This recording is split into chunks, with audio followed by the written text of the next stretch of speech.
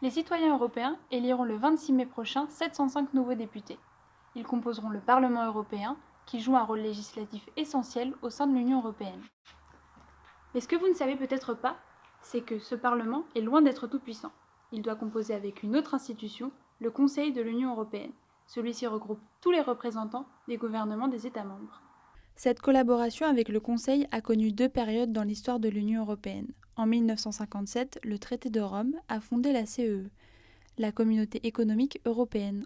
Celle-ci était composée de 6 pays, l'Allemagne, la Belgique, la France, l'Italie, le Luxembourg et les Pays-Bas.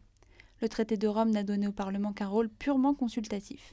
Il donnait son avis sur les projets d'actes législatifs et ces projets étaient ensuite adoptés par le seul Conseil. De plus, les eurodéputés n'étaient pas élus, mais désignés par les parlements nationaux.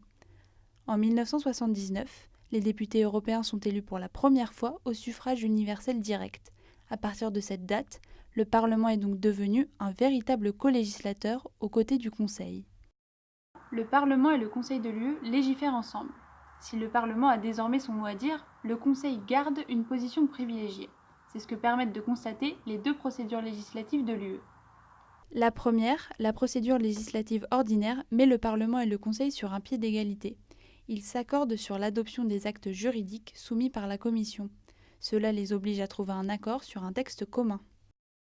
Dans le cadre d'une procédure législative ordinaire, il se peut que le Parlement et le Conseil n'arrivent pas à trouver d'accord de manière formelle. Ils peuvent donc avoir recours à une procédure informelle. C'est ce que l'on appelle le trilogue.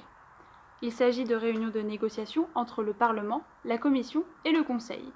Le but est simple, éviter l'échec de l'adoption d'un texte en raison de divergences institutionnelles.